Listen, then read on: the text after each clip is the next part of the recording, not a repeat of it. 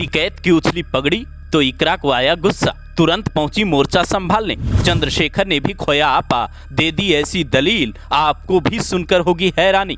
उत्तर प्रदेश में जो भी कानून हाथ में लेगा उसका अंजाम क्या होता है आप सब जानते हैं, लेकिन उसके बावजूद आगरा में पहले रामजी लाल सुमन के साथ एक घटना होती है, उसके बाद अब राकेश टिकैत की पगड़ी उछालने वाली तस्वीर सामने आती है, जिसे लेकर अब सपा सांसद इकरा हसन ने मोर्चा संभाल लिया है और वो राकेश टिकैत को बाबा टिकैत कहकर संबोधित करती हैं, जबकि जिन लोगों ने टिकैत के साथ ऐसा किया उनकी तुलना देश के दुश्मनों से कर देती हैं। जरा आप भी वीडियो सुनिए, फिर बताते हैं चंद्रशेखर ने इस पर क्या कहा है। बाबा राकेश टिकैत जी विरोध करने गए, वहाँ पर जिन लोगों ने ये बर्बरता दिखाई, जिन लोगों ने इस निंदनीय काम को अंजाम दिया, वो भी किसी आतंकी से कम नहीं है और उनका हम पुरजोर तरीके से विरोध करते हैं। और आखिर राकेश टिकैत के प्रति जनता में इतना गुस्सा क्यों है, आखिर वो वजह क्या है? क्योंकि बयान तो उनके भाई नरेश टिकैत का था।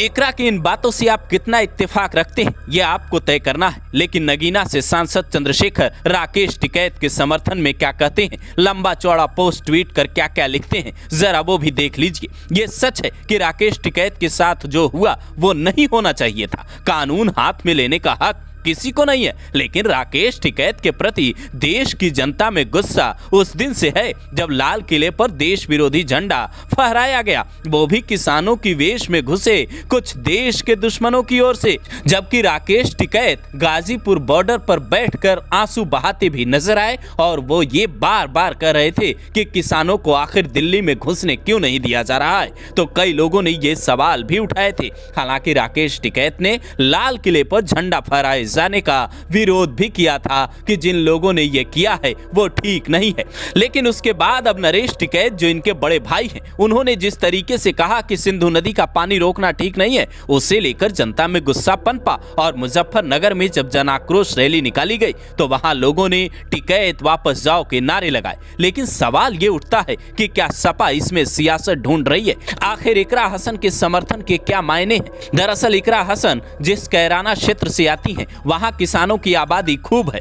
इकरा हसन और चंद्रशेखर जो राकेश टिकैत के समर्थन में खड़े होकर देश के दुश्मनों से उनकी तुलना कर रहे हैं, इस पर आपकी क्या राय है? जरा चंद्रशेखर की भाषा सुनिए। ये लिखते हैं, मुजफ्फरनगर में राकेश टिकैत के साथ जो व्यवहार हुआ, पगड़ी उतारना, सिर पर लाठी मारना, ये न केवल किसान नेता का अपमान है बल्कि हमारे लोकतांत्रिक मूल्यों और किसान आंदोलन के सम्मान पर भी हमला है। हम इसकी निंदा करते हैं। पुलिस द्वारा टिकैत जी को सुरक्षित निकालना सराहनीय है, लेकिन सवाल है ऐसी नौबत आई ही क्यों? वाकई मसला सुरक्षा में चुका है तो सवाल तो उठने ही चाहिए। जुलाई 2021 से पहले राकेश टिकैत की सुरक्षा में सिर्फ एक गनर तैनात हुआ करता था, लेकिन उसके बाद योगी सरकार ने आदेश दिया 2 और गनर बढ़ा दिए क्योंकि राकेश टिकैत को लगातार धमकियां मिल रही थी। आपने जो वीडियो देखा होगा जो सोशल मीडिया पर वायरल है उसमें भी साफ नजर आ रहा है कि टिकैत की सुरक्षा में पुलिसकर्मी खड़े हैं, लेकिन बावजूद उसके वो भीड़ की हरकतों को नहीं रोक पाते। फिलहाल पुलिस इस बात का खंडन कर रही है कि टिकैत पर कोई हमला नहीं हुआ,